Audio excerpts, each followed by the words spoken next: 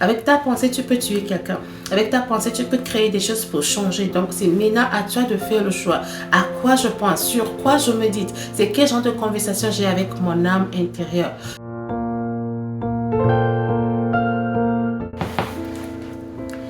Sais-tu que ta vie est le résultat de ta pensée ou de tes pensées?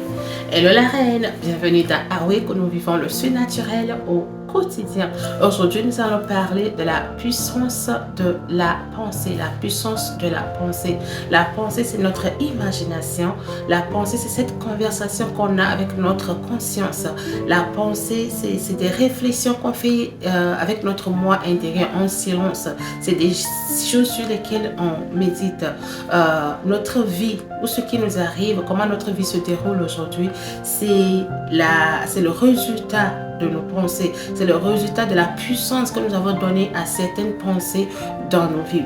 Descartes dit: je pense donc je suis.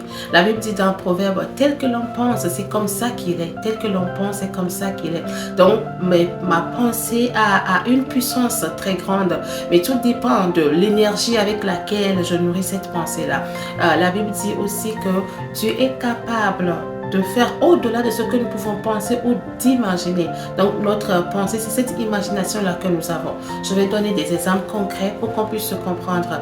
Par exemple, tu pries qu'il y ait des changements dans ton mariage, mais au fond de toi, tu nourris le divorce. Tu te dis: aussi, je partais, qu'est-ce que ma vie serait? Ma vie serait peut-être meilleure. Tu commences pas à nourrir des choses comme ça. Donc, si la méditation que tu as su, si ta pensée de divorcer ou de quitter ce mariage est plus forte que ce que tu déclares, c'est pas parce que Dieu n'a pas donné résultat ou bien tu n'as pas exaucé ta prière. C'est juste simplement que la puissance, l'énergie qui accompagnait ta pensée était plus forte que l'énergie qui accompagnait ce que tu dis. Avec ta pensée, tu peux tuer quelqu'un.